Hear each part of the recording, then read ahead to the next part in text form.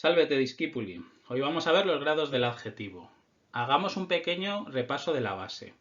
El adjetivo puede tener 3 grados: positivo, alto; comparativo, más alto; y superlativo, altísimo. En este vídeo nos vamos a centrar en la comparación. Igual que en castellano, podemos encontrarnos 3 subgrupos: de inferioridad, de igualdad y de superioridad. Por lo tanto, en primer lugar, veremos cómo se forma el comparativo analítico, es decir, aquel que tiene un adverbio y el adjetivo en grado positivo.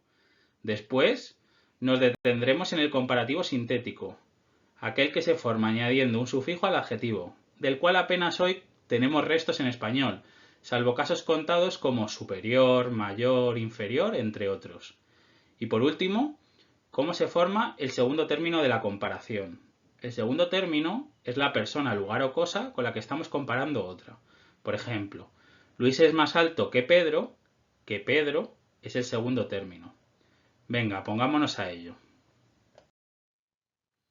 Es fundamental que tengamos siempre presentes las reglas de los grados del adjetivo en castellano, pues estas no van a ser muy diferentes.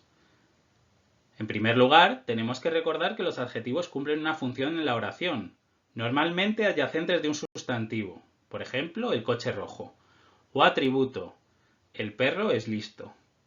Además, el adjetivo concierta en género y número con la palabra a la que se refiere. El grado del comparativo analítico es el que se forma con un adverbio y el adjetivo en grado positivo. Este es el nuestro. Así, por ejemplo, vemos que el comparativo de inferioridad se forma con el adverbio minus más el adjetivo en grado positivo. Venga, pongamos un ejemplo. Pompeius minus altus quam Lucius est. Vemos que el primer término de la comparación es minus altus, que el adjetivo concierta en género y número con el sustantivo al que se refiere, en este caso el sujeto, y que, como cumple la función de atributo, va en nominativo. Del segundo término luego nos ocupamos. ¿Cómo sería la traducción? Pompeyo es menos alto que Lucio. Minus altus, menos alto. ¿Vemos cómo se forma igual? Ahora pasemos al comparativo de igualdad. Se forma usando el adverbio tam y otra vez el adjetivo en grado positivo. Veamos un ejemplo que nos ayuda a ilustrarlo. Crassus tam altus quam Caesar est. Una construcción muy similar a la de la oración anterior. ¿Cómo lo traduciríamos? Craso es tan alto como César. Por último, nos quedaría el de superioridad. Este tiene 2 formas de hacerse: la analítica, que estamos viendo, y la sintética, que veremos a continuación.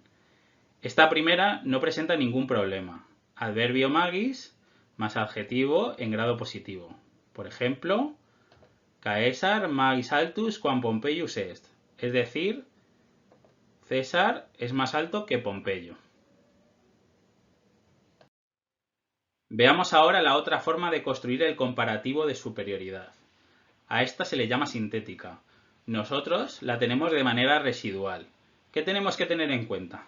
En primer lugar, a la raíz del adjetivo debemos añadirle ior o ius en nominativo, vocativo y acusativo singular neutro. Os tiene que recordar algo, ¿verdad? ¿Acaso inferior no tiene ese matiz de más debajo que algo? Además de ese sufijo, hay que declinar siempre el adjetivo por la tercera declinación según la función que cumpla. Antes hemos visto ejemplos que estaban en nominativo, pero podemos encontrarlo en otros casos cuando cumpla la función de adyacente, como en acusativo, dativo, ablativo, etc. Repasemos. Solamente lo vamos a encontrar en el comparativo de superioridad, no en el de inferioridad o igualdad, y se forma con la raíz del adjetivo más ior o ius más las desinencias de la tercera declinación. Veamos un ejemplo. Caesar altior quam Pompeius est. Altior equivale a magis altus. Al cumplir la función de atributo hay que ponerlo en el caso nominativo. ¿Y cómo lo traduciríamos? Pues igual que el caso anterior. César es más alto que Pompeyo. Aquí os dejo una pequeña tabla con este adjetivo totalmente declinado en todos sus casos, para que os hagáis una idea de cómo sería. Vemos las excepciones del neutro, ¿vale? Este ius que hay que poner en el singular, y que todas las desinencias que vemos se corresponden a las de tercera declinación. Ya por último tendríamos el segundo término de la comparación. ¿Qué es esto? Es la persona, lugar o cosa con la que estamos comparando al primer término. Y no nos tenemos que preocupar. Su formación será igual en los tres tipos de comparativos. Sin embargo, podemos encontrarlo de dos formas equivalentes. En primer lugar, con quam y la palabra en el caso que tuviera el primer término, el que compara. Otra opción sería eliminar el quam y poner la palabra en el caso ablativo. Veamos un ejemplo para ilustrar. He subrayado el primer término y he dejado en negrita el segundo término. Vemos que en la primera, Pompeius, está en nominativo como Altior, mientras que en la segunda se ha optado por dejarlo en ablativo. Inciso, es una palabra de la segunda declinación. ¿Vale? Repito, Pompeius está en nominativo como Altior, ¿vale? Porque hay un quam en medio. Si optamos por no poner el quam, tiene que estar en ablativo. La traducción es igual para los dos casos. César es más alto que Pompeyo.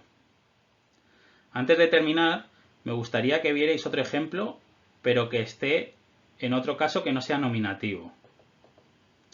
Aquí estamos comparando el tamaño de dos ejércitos. El primer término está en acusativo, porque cumple la función de complemento directo de la oración. Por lo tanto, el segundo término puede ir con quam y en acusativo o simplemente en ablativo. ¿Vale? Aquí iría en acusativo como el primer término y aquí iría en ablativo.